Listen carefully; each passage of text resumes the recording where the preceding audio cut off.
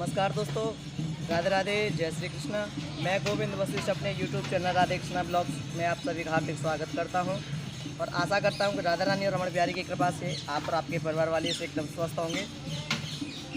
तो जैसा कि आप सभी ने रामायण, धर्म ग्रंथों को और वीर पुराणों को सुना है, पढ़ा भी होगा, तो आपने वहाँ एक रामायण के अंदर एक प्रसंग देखा होगा कि जब हमारे विश्वामित्र मुनि जी महाराज दशरथ के जहाँ पे जाकर के भगवान राम और उनके भ्राता लक्ष्मण को लेकर के जब वो जाते हैं अपनी यज्ञशालाओं को पूर्ण कराने के लिए, क्योंकि जब विश्वामित्र जी महाराज इस संसार के अंदर से दोषों को ख़त्म करने के लिए, पाप को मिटाने के लिए जब वो यज्ञ इत्यादि किया करते थे, तो उन यज्ञ इत्यादियों को वो राक्षस जो कि ताड़का जैसी महाराक्षसी और उसके जो अंगरक्षकी जो सेवक थे, उसके जो राक्षस थे, वो सभी उस यज्ञशाला को नष्ट कर दिया करते थे। उस यज्ञशाला में मांस मदिरा इत्यादि डाल करके उसे विध्वंस कर देते थे।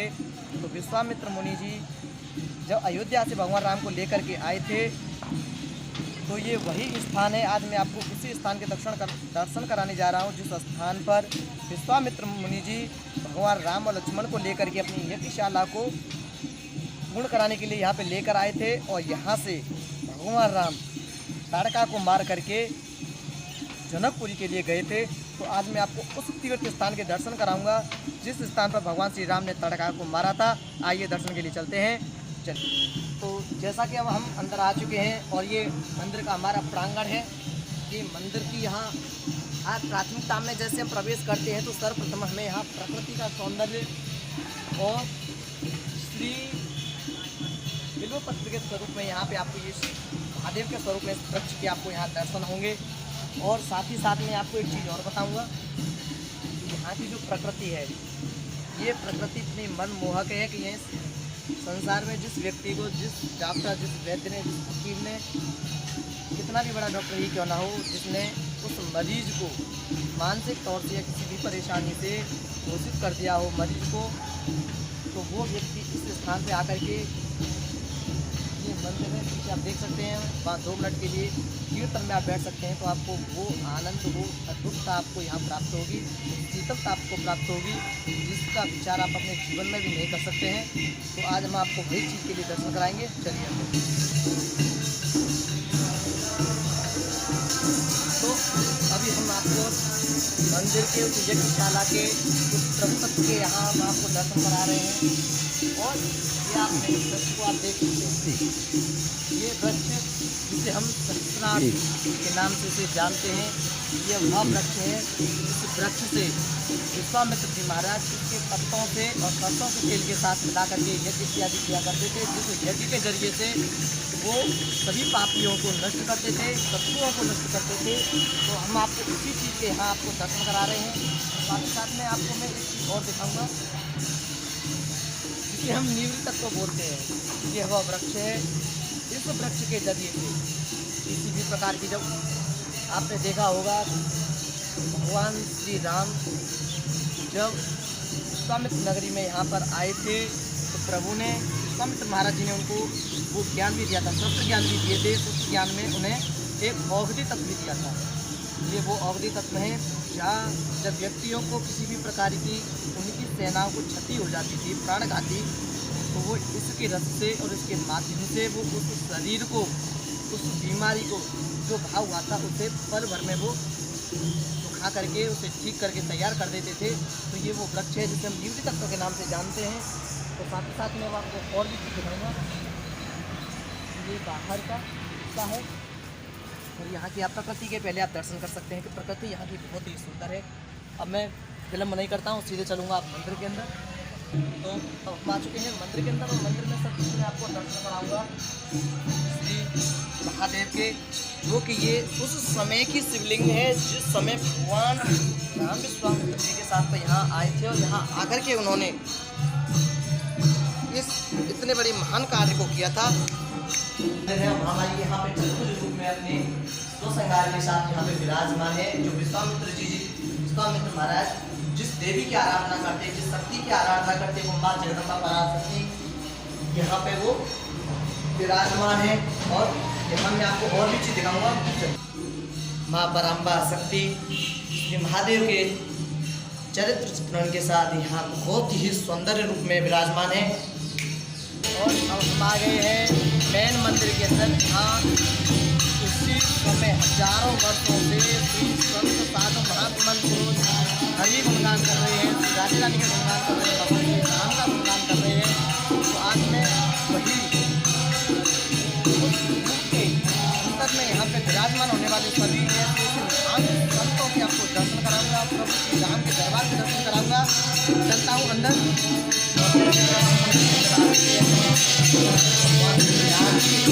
और ये राम दरबार यहाँ पे विराजमान है।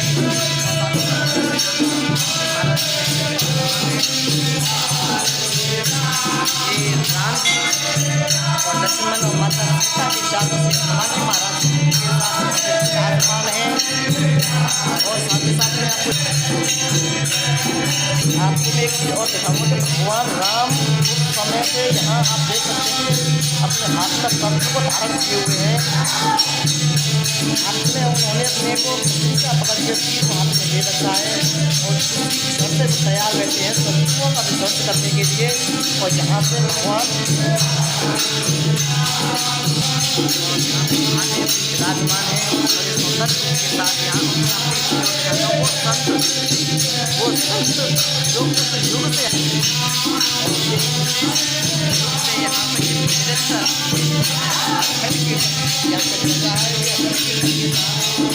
बहुत ही पुराने संत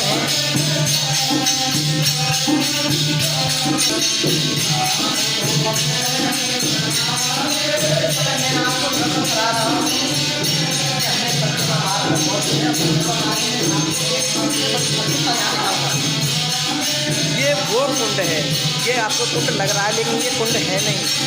ये विश्वामित्र महाराज जी का यज्ञशाला है।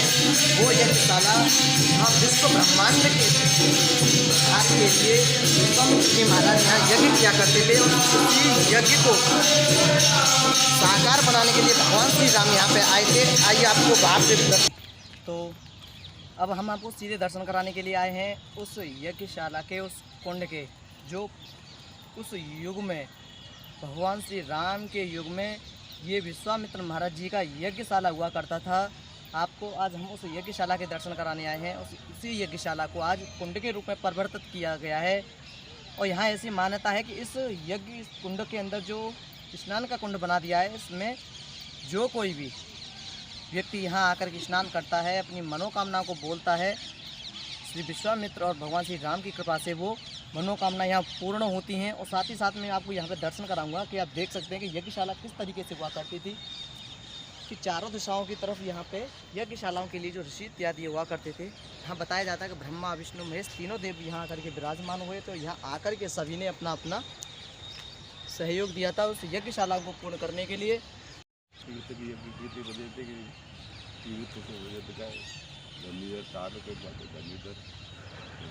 तो धरणीधर नाम मतलब किस वजह से पड़ा यहाँ?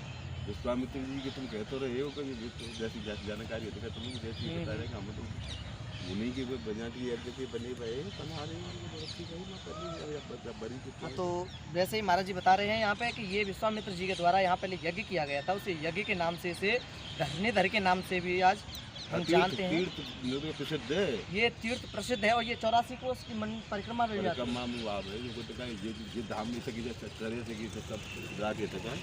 यही की परिक्रमा में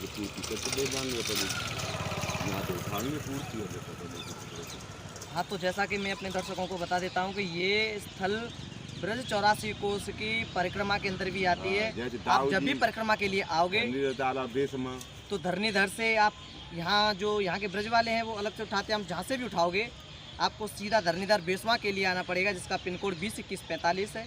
यहाँ से आप जब परिक्रमा के लिए जाते हैं तो यहाँ से आप सीधे बेसवा से निकलेंगे मुरसान के लिए और वहाँ से आप सीधे ताऊजी महाराज के दर्शन के लिए निकल जाते हैं। तो ये वो स्थान है जहाँ विश्वामित्र महाराज जी ने इस स्थान को एक यज्ञ के रूप में बनाया था। और ये हनुमान जी महाराज भी यहाँ पे बहुत ही नज़दीक से, इस यज्ञशाला को आपको नज़दीक से दिखा देता हूँ। ये आप देख रहे हैं कि ये जो सीढ़ियाँ बनी हुई है और जो सीढ़ियों के पास ये टापू टाइप के जो बने हुए हैं बैठने वाले, ये यहाँ विश्वामित्र महाराज जी पहले यहाँ से आते थे। और आने के पश्चात और ये सामने आप देख सकते हैं यहाँ विश्वामित्र महाराज जी का मंदिर भी बना हुआ है। इस मंदिर पे यहाँ हमें बताया जाता है कि सभी देवी देवता यहाँ आकर के इस स्थान पे अपना सहयोग दिया और आकर के उन्होंने संपूर्ण सृष्टि को अधर्म से मुक्त करके इस यज्ञशाला को यहाँ परिपूर्ण किया। आप देख सकते हैं ये यज्ञशाला इतनी बड़ी विशालकाय है। यहाँ विश्वामित्र महाराज जी ने समस्त भूमंडल को अधर्म से बचाने के लिए यहाँ यज्ञ किया और भगवान श्री राम और लक्ष्मण को लेकर के प्रभु यहाँ पे आए थे। और उधर हम आपको दर्शन कराएंगे, वहाँ विश्वामित्र महाराज जी विराजमान हैं और लेके चलते हैं उनके पास। चलिए। और ये देख सकते हैं हनुमान जी महाराज कितने प्यारे लग रहे हैं। तो अब हम आपको सीधे दर्शन कराएंगे विश्वामित्र महाराज जी के और चलते हैं। तो जैसा कि दोस्तों अब हम आ चुके हैं विश्वामित्र जी महाराज के मुख्य स्थल पर, जहाँ विश्वामित्र महाराज जी अपनी कुटिया में विराजमान रहते थे। और आप हमारे पीछे देख सकते हैं कि श्री विश्वामित्र महाराज जी की वो सिद्ध पीठ है, वो मूर्ति बनी हुई है।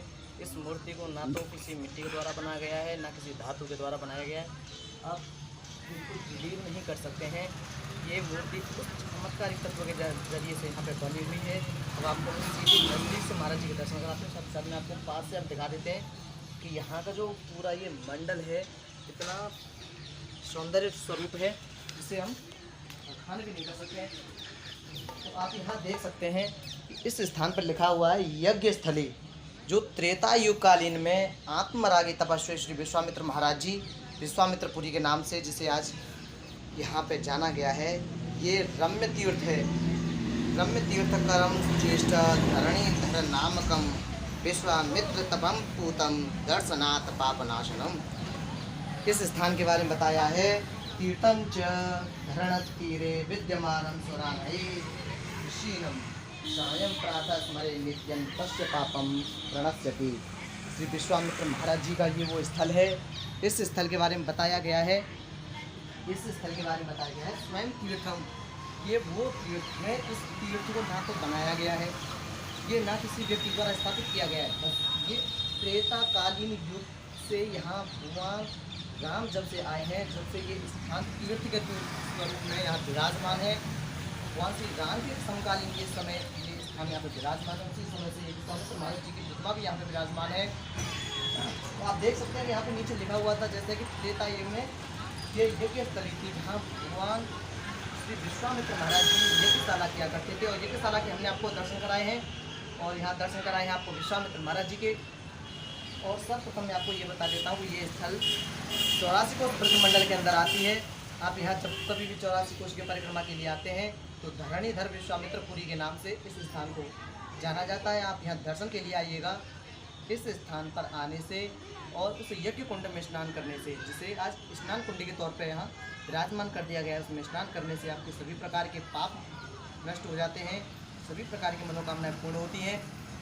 तो जय श्री कृष्ण, राधे राधे। और आशा करता हूँ आपको हमारी वीडियो अच्छी लगी होगी। और एक बात, मैं इसी पार्ट का एक और चैप्टर होगा, ये मैं पहला शेष पार्ट आपके सामने पहला लेके आया हूँ। दूसरा पार्ट हम अभी लेके आएंगे जिसमें वो आगे भगवान राम ने ताड़का को मारा था, उस स्थान के बारे में हम आपको दिखाएंगे कि किस तरीके से भगवान राम ने ताड़का को मार करके ताड़का कितने नीचे में आकर के गिरी और उसके किस तरीके से दहाकर्म संस्कार हुआ था, वो सब हम आपको दिखाएंगे।